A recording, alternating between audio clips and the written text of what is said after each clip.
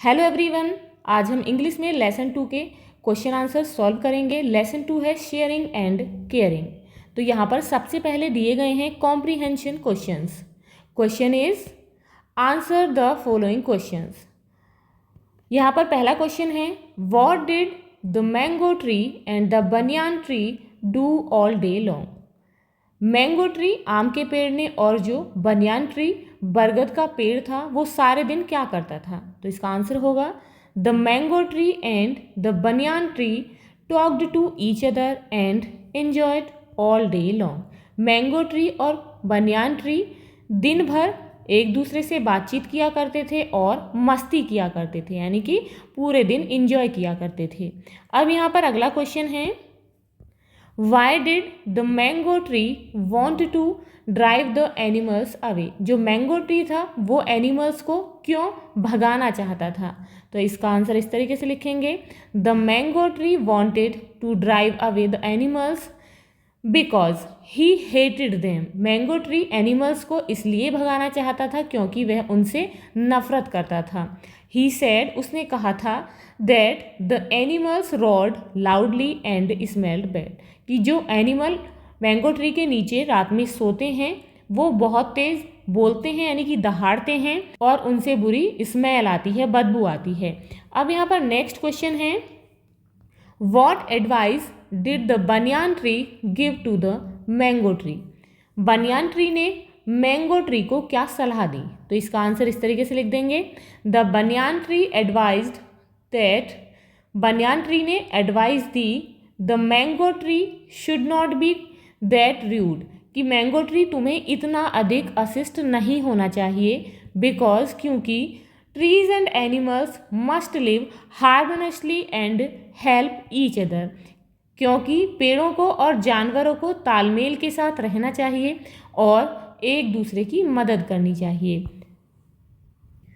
अब यहाँ पर अगला क्वेश्चन है, what happened When the banyan tree cried loudly, जब बनियान ट्री जोर से चिल्लाया तो क्या हुआ था।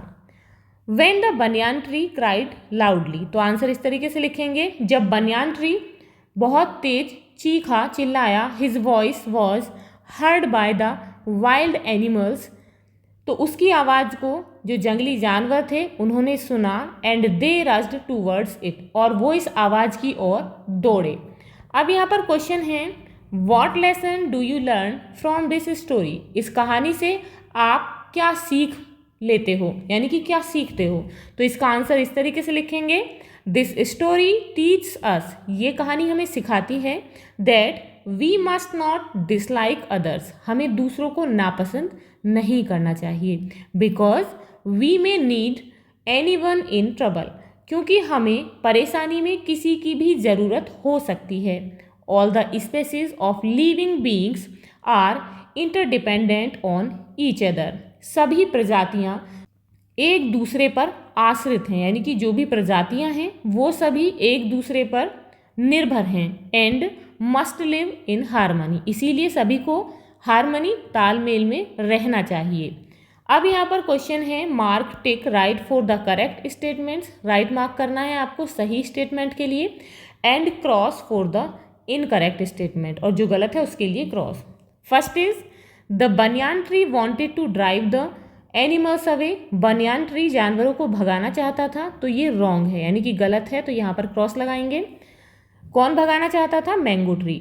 Next is there was a demon in the mango tree, mango tree में एक राक्षस था, तो ये भी रॉन्ग है, यानी कि यहाँ पर भी क्रॉस लगाएंगे। Next is two farmers came to the forest, जंगल में दो किसान आए थे, तो ये भी गलत है। कौन आए थे, वुड कटर्स, तो यहाँ भी क्रॉस करेंगे। Next is trees and animals need each other, पेड़ों को और जानवरों को एक दूसरे की ज़रूरत होती है, तो बिल्कुल सही है, तो यहाँ पर राइट मार्क कर देंगे। Now word power, choose the words from the box, यहाँ पर बॉक्स से आपको शब्द लेने हैं, विच मीन द सेम, जिसका समान मीनिंग है, one is done for you, एक आपको यहाँ पर करके दिखाया गया है, तो आपको किस तरीके से करना है। तो कुछ यहाँ पर जो वर्ड्स दिए गए हैं और यहाँ पर बॉक्स में वर्ड दिए गए हैं, तो आपको जो सेम उससे मैच करता है उसे लिखना है। तो जैसे कि यहाँ पर फर्स्ट है, सिचुएशन कॉजिंग प्रॉब्लम, समस्या यानी कि प्रॉब्लम समस्या उत्पन्न करने वाली स्थिति को क्या कहते हैं? ट्रबल। नेक्स्ट है living together in a friendly manner, एक साथ एक मित्रवत व्यवहार के साथ रहना, उसे हम क्या कहते हैं? तो उसे बोलते हैं हार्मनी। तो यहाँ लिखेंगे harmony, HARMONY। Next is anything done in a hurry, जल्दी में कुछ किया गया, यानी कि जल्दी में किया गया कोई भी कार्य, तो उसे हम बोलते हैं rushed, RUSHED। Next is showing kindness to others, दूसरों को दया दिखाना, इसे हम क्या बोलते हैं? Caring, CARING। Next is dividing something between two or more people, किसी भी चीज़ को दो या फिर दो से ज़्यादा लोगों के बीच में बांटने को बोलते हैं शेयरिंग, SHARING।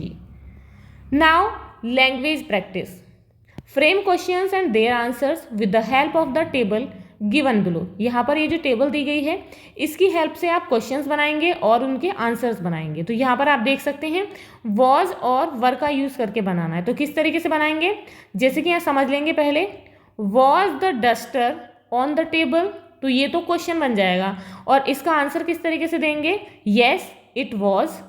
और यदि नेगेटिव में है तो उसे हम बनाएंगे नो इट वॉजंट। तो यहाँ पर आप देख लेंगे आपको इस तरीके से क्वेश्चंस फ्रेम करने हैं। Was the duster on the table, तो आंसर लिखेंगे येस इट वॉज, और यदि नहीं में है यानी कि नेगेटिव है तो लिखेंगे नो इट वॉजंट। अब ऐसे ही नेक्स्ट है was the glass on the table, तो यहाँ पर आंसर इस तरीके से फ्रेम करेंगे yes it was, no it wasn't. अब यहाँ पर नेक्स्ट है वर, तो वर का यूज करके आपको किस तरीके से फ्रेम करने हैं? Were the books on the table, yes they were, और फिर या फिर नेगेटिव में लिखेंगे नो दे वरंट। ऐसे ही नेक्स्ट है were the pens on the table, तो लिखेंगे आंसर इसका इस तरीके से येस दे वर, और नेगेटिव में नो दे वरंट। तो इस तरीके से आपको ये क्वेश्चंस फ्रेम करने हैं और ऐसे ही आंसर्स फ्रेम करने हैं। Let's read the poem and follow it in your life. यहाँ पर ये पोएम दी गई है, आप इसे एंजॉय के साथ पढ़ेंगे और अपनी लाइफ में इसे फॉलो करेंगे। 3 things in life that once gone never come back, 3 चीज़ें जीवन में जो एक बार बीत जाएं, चली जाएं, वो कभी वापस लौट के नहीं आती। कौन कौन सी हैं? टाइम, वर्ड्स एंड अपॉर्चुनिटी, समय, शब्द और अवसर, यानी कि ये ऐसी 3 चीज़ें हैं यदि ये बीत जाएं, निकल जाएं, तो ये कभी वापस नहीं मिलती। 3 things in life that may never be lost, 3 चीज़ें जीवन में ऐसी जिन्हें कभी नहीं खोना चाहिए। तो कौन कौन सी है? Peace, hope and honesty, peace शांति, होप आशा, एंड ऑनेस्टी ईमानदारी, इन्हें कभी भी नहीं खोना चाहिए। 3 things in life that are most valuable, 3 चीज़ें जीवन में ऐसी होती हैं जो बहुत कीमती होती हैं। तो क्या चीज़ें हैं वो?